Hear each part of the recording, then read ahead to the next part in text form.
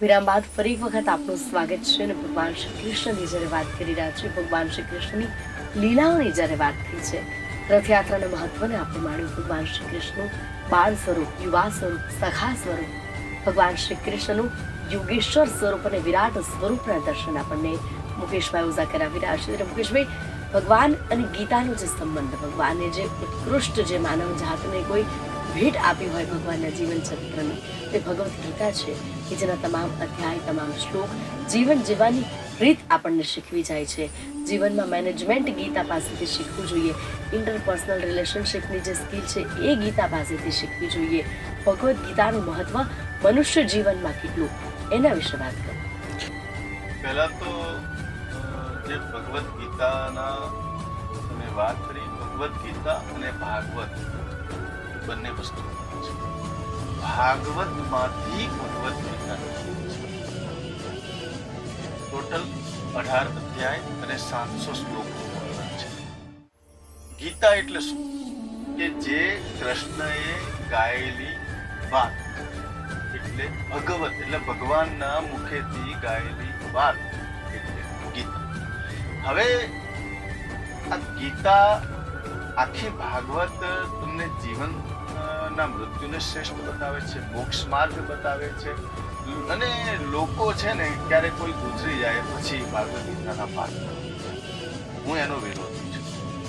આ ભાગવત ગીતા જે પ્રમાણે સરકારે અત્યારે પાઠ્યક્રમની અંદર લાવી છે, ખરેખર ભગવદ્ ગીતાનો અભ્યાસ તમારે 11 વર્ષથી લઈ અને 25 વર્ષના શૈક્ષણિક ઉંમર દરમિયાન તમારે આનો અભ્યાસ જે બાળક કરી લેતું હોય છે, એનું જીવન સર્વશ્રેષ્ઠ બનતું હોય છે.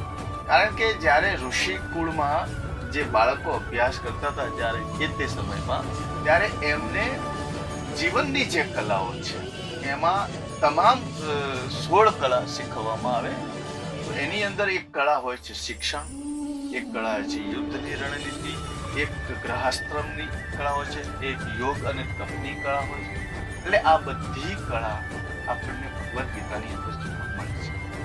યુદ્ધ કરવું કે ન કરવું, બિઝનેસ કરવો છે તો બિઝનેસ કઈ રણનીતિથી કરવો, બિઝનેસ કઈ સ્ટ્રેટેજીથી કરવો, તો એના તમામ જવાબ ભગવદ્ ગીતાની અંદર આપેલા છે. જે પ્રકારે યુદ્ધની સ્થિતિ બની, જે પ્રમાણે આજે યુદ્ધ થઈ રહ્યા છે વિસ્તારવાદી નીતિના કારણે, તો ત્યાં પણ દુર્યોધનની પણ એ જ સ્થિતિ હતી. કારણ કે એમને 5 ગામ પણ નતા આપવા, એટલે એક સોયની એક રત્તી ભરી જમીન પણ એમને નથી આપી. પરંતુ તે સમયે જે પ્રયત્નો કર્યા, જે સમજાવવાના પ્રયત્નો કર્યા, એ પણ ગીતાની અંદર બતાવવામાં આવે છે. 199 ગાળ સહન કરવી જોઈએ. મનુષ્ય સ્વભાવ છે 99 ગાળ સહન કરવી જોઈએ. પરંતુ જ્યારે 100મી ગાળ આપે ત્યારે તમારે સુદર્શન પણ ઉપાડવું જોઈએ. શિશુપાલનો વધ કરવામાં કોઈ પાપ નથી. એ પણ ભગવદ્ ગીતા શીખવે છે. ભગવદ્ ગીતા મૃત્યુશૈયા પર બેઠેલા ભીષ્મ પિતામહ જ્યારે પોતાની ઈચ્છા વ્યક્ત કરે છે કે તમે કોને સાથ આપ્યો, કેમ અધર્મને સાથ આપ્યો, ત્યારે રાજનીતિ અને રાજધર્મ શું હોય છે એ પણ ભગવદ્ ગીતા શીખવે. દુર્યોધન નો મિત્ર કર્ણ કેમ વિરોધ પક્ષમાં ગયો? કારણ કે જ્યારે કર્ણને જરૂર હતી ત્યારે ભલે અધર્મી પણ દુર્યોધને સાથ આપ્યો. ત્યારે જેનું ખાધું છે એને અંત સુધી સાથ આપવો, એ કર્ણની પ્રતિજ્ઞા, એ પ્રતિજ્ઞાનું મહત્વ પણ ભગવદ્ ગીતા શીખવે છે. ભગવદ્ ગીતા શું નથી શીખવતી? યુદ્ધના રણમેદાનની અંદર જ્યારે ભગવદ્ ગીતાના જે વિષાદ યોગ છે, અર્જુન એમ કહે છે કે મારા સામે બધા સગા છે, અરે જેને મને જ્ઞાન આપ્યું મારો ગુરુ સામે છે, અરે જેના મારા 3 પેઢીનો દાદા મારી સામે છે, મારા જ ભાઈઓ છે, મારા જ કુટુંબી છે, મારા જ આટલા બધા પરિવાર છે, અને એને સામે હું મારું, ત્યારે કૃષ્ણને કહેવું પડે છે કે અધર્મ માટે લડવું જ પડશે.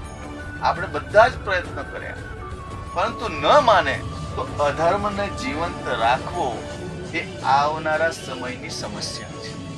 એ પણ સંદેશ ભગવદ્ ગીતામાં છે આ ભગવત ગીતાનો સંદેશ જે આજના રાજનેતાઓ છે, રાજનીતિ ઘડી રહ્યા છે, રાજધર્મ ઘડી રહ્યા છે, કોર્ટના જે જજ બનીને બેઠેલા જે ન્યાયકર્તા છે, એમને પણ ગીતાના અભ્યાસક્રમને સમજીને પણ નિર્ણય આપવા જોઈએ, એ પ્રમાણેની નીતિ બનાવવી જોઈએ, એ પ્રમાણેનો અભ્યાસક્રમ બનાવવો જોઈએ. આ બધી જ વાત ભગવદ ગીતામાંથી નીકળે છે.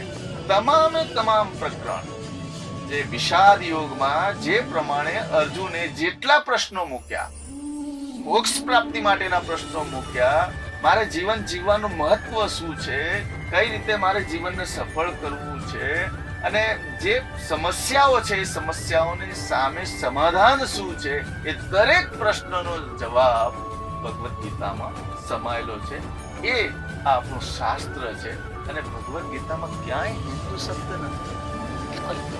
આ ભગવદ ગીતા સમગ્ર વિશ્વના જન કલ્યાણ આધારિત ગ્રંથ છે. આમાં ધર્મની કોઈ રાજનીતિ નથી. ભલે હિન્દુ હોય, મુસ્લિમ હોય, શીખ હોય, ઈસાઈ હોય, કોઈ પણ ભલે ધર્મને ન માનનાર હોય, પરંતુ જે અંદર લખવામાં આવ્યું છે, જે પદ્ધતિ વર્ણન કરવામાં આવ્યું છે, જે શ્લોકગાન તમારી સંસ્કૃતિનું વર્ણન કરવામાં આવ્યું છે, જે સંસ્કારનું વર્ણન કરવામાં આવ્યું છે, જે જીવન શૈલીનું વર્ણન કરવામાં આવ્યું છે, એનો જો અભ્યાસ કરવામાં આવે, એનું જો તત્વ જ્ઞાન શોધવામાં આવે, એમાંથી તમને અધ્યાત્મ નીકળતું હોય છે, એમાંથી તમારું જીવન ને જે સંતુષ્ટિ મળતી હોય છે એ એમાંથી જ નીકળતી હોય છે. ખૂબ જ ઊંડું મહત્વ ભગવદ ગીતામાં સંબોધન છે. બિલકુલ, જેમ આપણે વાત કરી કે અર્જુનને થયું કે સામે મારા સગાઓ છે, એટલે મોહ વ્યક્તિને ક્યાં સુધી લઈ જાય એ વાત પણ કૃષ્ણ શીખવે, રાગ અને દ્વેષની વાત પણ કૃષ્ણ શીખવે, કર્મનો સિદ્ધાંત પણ કૃષ્ણ શીખવે, આપણે વાત કરીએ પ્રેમ પણ કૃષ્ણ શીખવે. જ્યારે કૃષ્ણની વાત કરતા હોય ત્યારે એક વાત ન ભૂલવી જોઈએ કે પુત્ર તરીકે કૃષ્ણ કહેવાતા એ વસુદેવ અને દેવકીના પુત્ર ગણો, પછી નંદ અને યશોદાના પુત્ર ગણો. કૃષ્ણ પરિવર્તનશીલ છે. જો કૃષ્ણનું જીવન લીલાનું ધ્યાનથી તમે જુઓ તો કૃષ્ણ ક્યાંય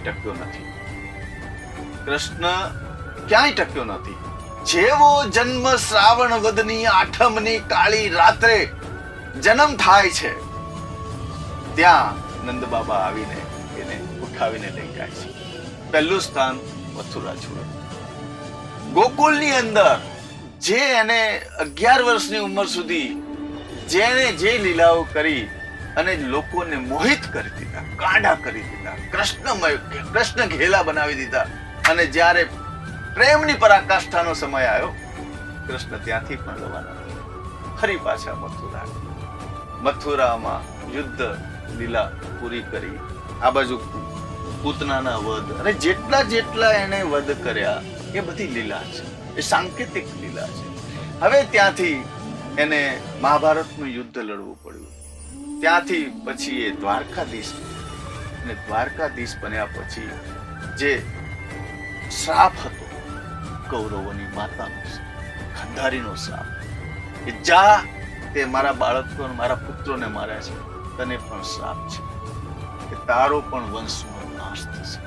એ શ્રાપ લઈને જ્યારે દ્વારકામાં આવે છે કૃષ્ણ ભગવાન અને જુએ છે કે મારા યદુવંશ આ દ્વારકાની અંદર છે, ત્યાં સુધી તો આ શ્રાપ એને લાગશે નહીં. એટલે તમામ યદુવંશીઓને કહે છે કે જાઓ તમે સોમનાથની યાત્રા કરવા જાઓ.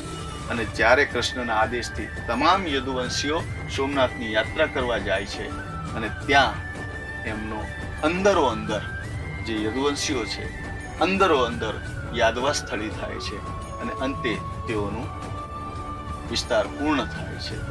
એ પ્રમાણે અને પછી જેમ આપણે પ્રવાસ પાટણમાં જે રામે છુપાઈને જે તીર માર્યું હતું, એ જ તીર એક પારધી કૃષ્ણના પગમાં મારે છે, અને 125 વર્ષની અલ્પ આયુમાં કૃષ્ણનું જીવન સંકેલાય છે દ્વાપર યુગની અંદર.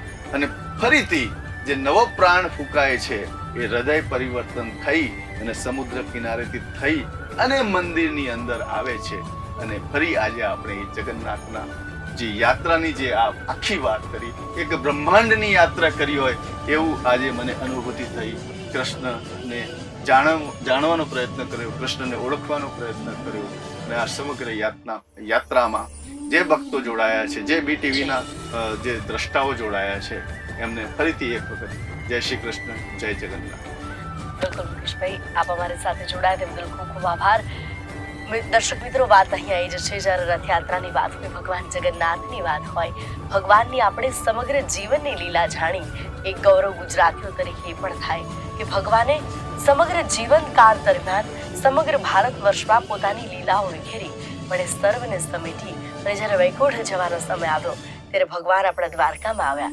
ભગવાને પોતાનું કર્મસ્થળ દ્વારકાને બનાવ્યું, ગુજરાતને બનાવ્યું અને રાજાધિરાજ દ્વારકાધીશ એ ગોકુળનો ગોવાળિયો રાજાધિરાજ બની દ્વારકાધીશ બની અને જ્યારે બિરાજ્યો અને એ જ દ્વારકાધીશનું જગન્નાથ સ્વરૂપ આપણને સૌને દર્શન આપવા માટે આપવું હોય, આપણા દ્વાર સુધી ભગવાન આવતા હોય ત્યારે સંપૂર્ણ ભક્તિ ભાવથી, ગોપી ભાવથી, મીરા ભાવથી, કોઈ પણ ભાવથી કે પોતાની અંદર કૃષ્ણ પ્રત્યે પ્રેમ રાખી, કૃષ્ણ પ્રત્યે યાતનાને ભૂલી અને કૃષ્ણને પોતાની વેદના આપી અને કૃષ્ણ પાસેથી વેદ લઈએ, આવો ભાવ જ્યારે મનમાં આવે, આવો પ્રેમ જ્યારે કૃષ્ણ માટે આવે અને એ જ જગન્નાથ સ્વરૂપના આપણે સૌ દર્શન કરીએ અને આ રથયાત્રાને સંપૂર્ણ રૂપે ચરિતાર્થ કરીએ, એ જ આશા સાથે રજા આપશો.